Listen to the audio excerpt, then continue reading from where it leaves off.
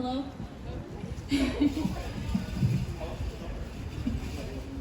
Can you hear me? Yeah, sounds good. Alright, hello, Hanse. My name is Roberta Aluk, Nittigasan, Egwa Wapaska Otsiniao, Egwa Dillon, Saskatchewan, Otsiniao. I'm from Wapaska, Alberta on my dad's side, which is Woodlands Cree territory, and I'm from Dillon, Saskatchewan on my mom's side, which is Bene Sunkline. And I'm happy to be here today. Thank you to Clint and to Danny and all the organizers that put up this event.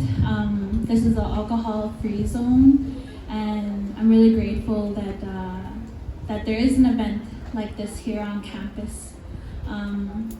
Yeah, I'm here today to share my story, just like Danny did, and share with you what a beautiful life of sobriety that I have today, and just all the things that I've overcome. So yeah, as of August 25th of this year, I celebrated 5 years of sobriety. And that's a really, really big accomplishment for somebody like me. I grew up in Prince Albert, Saskatchewan, and it's a very, very rough town.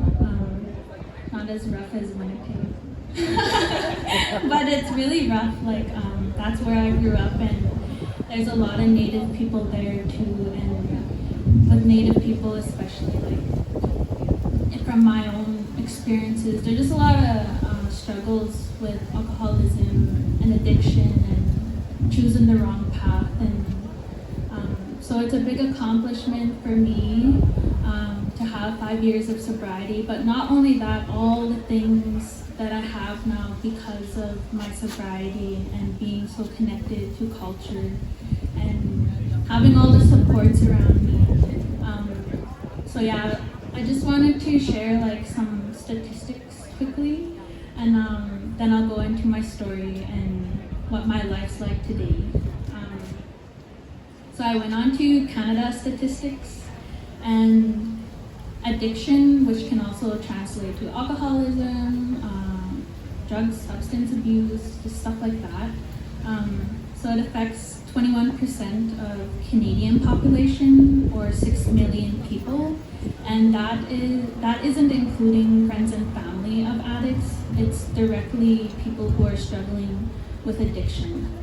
And every year in Canada, addiction kills 47,000 people approximately, and that's either directly from drug overdose or gang influence, violence, and even suicide. And yeah, the statistics are really high, so maybe some of you know of an addict or you're struggling yourself. Like that's kind of why I want to share my story too. And like there's so many supports out there, which I'll get to later. And I just kind of thought of what addiction, what I understand addiction to be. And from what I've learned over the years is that addiction and alcoholism, for some people, it can be described as like a disease or a really rank like obsession to cope with substances. And not only that, addiction doesn't care who you are. It can, like, even if you don't want to be an addict or whatever, it doesn't care who you are. It just affects like anybody. And in my opinion and in my own experiences, addiction can be linked to also mental illnesses as well as trauma. And I think for the most people that I've met who are like me, that is the case too. So, and another thing that I've had in my own experience is addiction and alcoholism. It can be learned as a coping mechanism, and then later on, like if it gets really bad, like it did for me, like it just destroys your life over time. And lastly, addiction is a serious thing. And so conversations and the experience I've had growing up, addiction has affected, and I've looked at it, like 90% of my family and my friends. And as Danny was saying earlier, like because of residential schools and oppression and genocide, just after generation for First Nations people, like we face so many contemporary issues, and addiction is one of them. So like, and I think like I read somewhere too, like addiction, First Nations people struggle with addiction the most as any other ethnic group in Canada, and it's almost at like an epidemic rate. So coupled with mental illness and stuff like that, it leads to things like suicide, and that too is another cause of death at an epidemic rate. And I have lost many relatives to addiction itself, or addiction-related deaths. And just to like give some examples, there's so many examples, but like my older sister, she's an addict right now, and she has been for many years, and she's currently homeless for many years, and now I take care of her daughter Maya, who's 13 years old. And my sister is kind of past that point where it's so hard to help her because of her addictions, and you know, she's kind of just stuck in that place. And I had a cousin that I was very close to who passed away 2 years ago to suicide, and him too, he was under the influence. I have another cousin who, a few weeks prior to my cousin committing suicide, he was stabbed at a party, and he ended up dying as well, like because of alcoholism and addiction. And my dad, he was diabetic, and when he passed away, they had found alcohol in his system, so it was alleged. So him too, he struggled with alcoholism. My mom did too. Before she had kids, she was an addict and in jail. And when we were younger, we were sent to foster care because my mom was in rehab. I remember visiting her there, and yeah, but she was sober in the end. But she too did struggle with addiction. And just recently, maybe you guys have heard it on the news, there was a big quad accident in my hometown, Dillon, Saskatchewan, and 3 people had died that night. It was my mom's wake, and it was 1 a.m. and there was a big quad accident. 2 quads hit each other. All of the people on the quads were all drinking, and all those people died at that scene, and it's because of alcohol. And that was my older cousin and her younger nephew, and then another young boy from the community. And yeah, there's just so many more. And then me too, like it affects me. So my own experience, I started experimenting with drugs and with alcohol at a young age. At first it was just to like kind of fit in and be part of the cool kids, and like it was fun, right? Like it's all fun at the start, like that's how I started out. But then a few months later, like it kind of changed. That's all I wanted to do. And not only that, I just suffered a loss of my father at that time, and I had no like understanding what that meant and how I could cope healthy. And like all my friends in PA are doing the same thing, partying, and we were only in like grade 9, and we're just these young kids like just drinking and dropping out of school and doing crazy stuff. And that's kind of where it started out for me. And prior to that, I was an honor roll student. My mom was a residential school survivor, and she put us in Christian school, so I was a little Christian, and like I was a good kid. I was responsible, and nobody in my family seen that coming, the life that I ended up choosing. And like I dropped out of school right after being on the honors of distinction roll. Like I stopped going to school.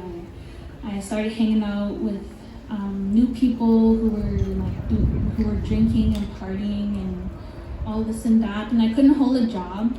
I had a job since I was 12 years old, and suddenly I couldn't hold a job. It was just delivering papers, but still it was like a big deal to me. And then like growing up too, I couldn't hold a job. The longest I had a job was 3 months. And by the time I turned 16, I had overdosed and ended up in the hospital on life support. And the hospital that I was at was in, what is that place called? Laklabish. And they wanted to fly me to Edmonton because I wasn't breathing with the things they were trying to help me with. And at that time, we were actually staying in like a women's shelter and just kind of struggling.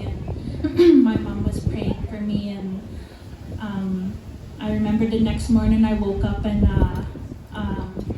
I looked over and there was an old man in the ICU bed. And the first thought I had was, holy shit, I'm not hungover. Like, it was just so crazy because they had me on IVs. And I remember that I had blacked out and like, I didn't really know what happened. Just I woke up in a hospital and I felt okay, but then it dawned on me too, like, I'm in the hospital kind of thing. And I was only 16, so. And like at those times I drank to get drunk and I didn't really have no cares. I committed many petty crimes and just kind of like gone wild. And eventually I did get arrested too, and I got off with a conditional sentence order, so I had to do conditions like probation to clear my record and stuff like that. And yeah, I eventually became a full-on addict at the age of 19. So I was living on the streets. I was using hard drugs every day. Alcohol wasn't enough. And I just really threw my life away. I really didn't care about myself. I didn't care what happened to me. I didn't care about my family or what they thought of me. Like, I just didn't care, and I had no dignity, no respect, and no love for myself. And like, I ended up stranded eventually here in Edmonton. I didn't live here at the time. And I ended up stranded here. I had nowhere to go, nobody to turn to. I didn't even have a smoke to smoke, and like no cell phone, nothing. And I was sitting at the library waiting to get on a computer so I could maybe go on social media and ask for some help from somebody. And I remember looking out this window and there was all these people just walking around, and the snow was falling, and these people had their kids in hand, or they had on warm winter coats. They looked like they were going to work, or some of them looked like they were going home, or they had a home or a family or something like that. And I was just so devastated because I was thinking, why can't I have that? And I didn't understand, because when I was younger, I didn't think that my life would turn out the way it did at that point. And I was so devastated. So I prayed for the first time sitting in that library. I said, God, you need to help me, please. And then, long story short, like the next day, I ended up at my first Alcoholics Anonymous meeting. And I ended up meeting this really good crowd. It was really awesome. And a few days later, I went to my first Sobriety circle, and that's like a native perspective on recovery and sobriety. And they talk about the red road to recovery, and they bring you to ceremony, and you get to learn your culture and be around other natives that are in recovery.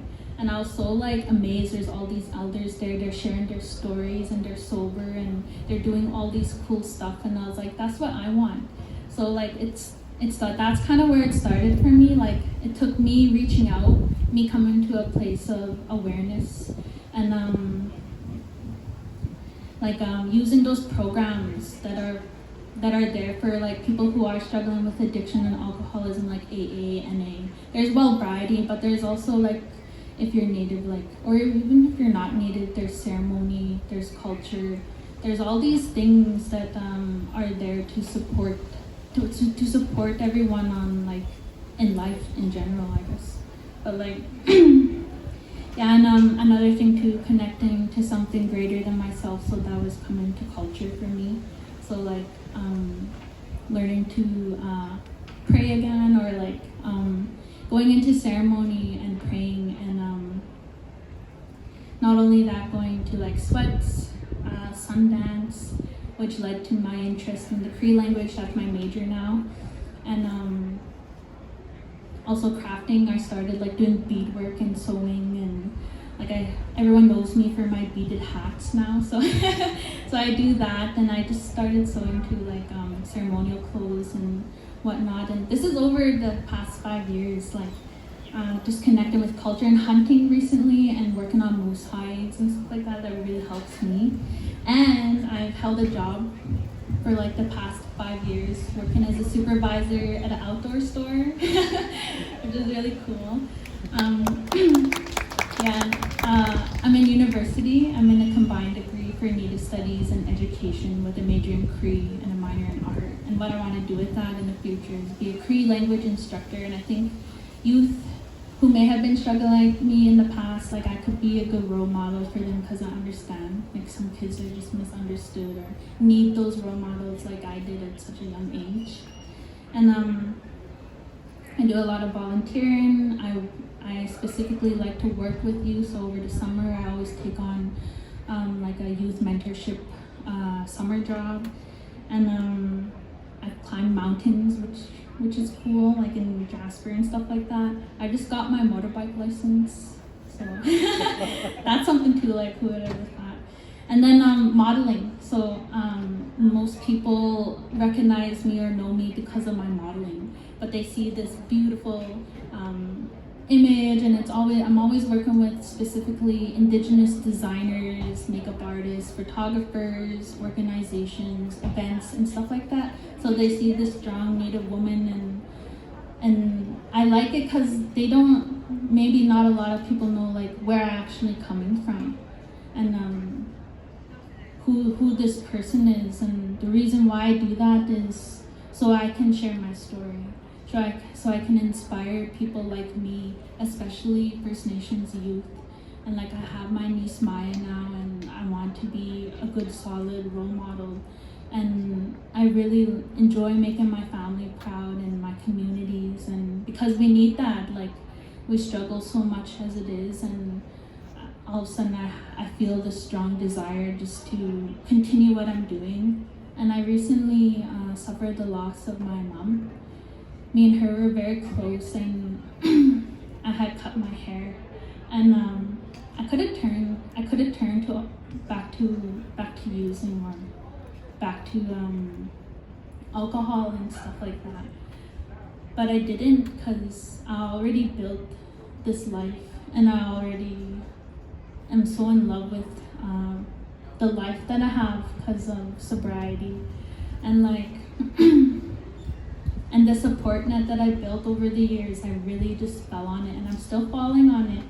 Like, grief is such a hard thing, and maybe for many people, the first thing you want to do is cope with substances.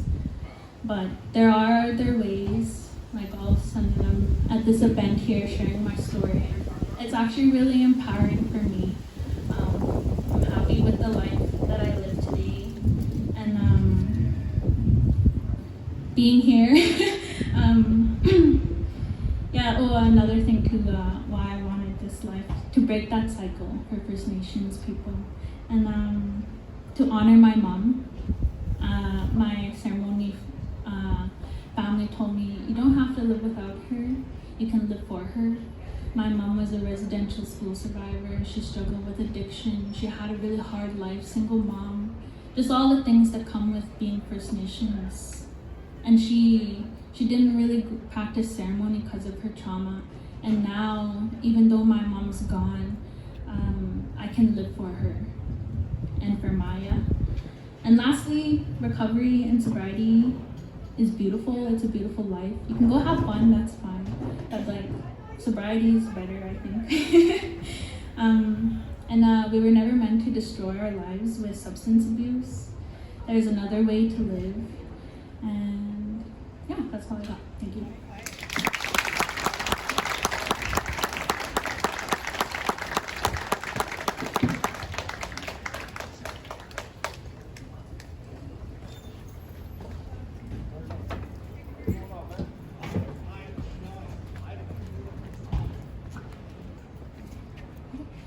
Thank you so much, Roberta, for sharing your story with us today and reflecting that it's really important to have alternative spaces that doesn't involve alcohol for those who choose not to engage with alcohol, and just to show that like you can also have fun with alcohol being around.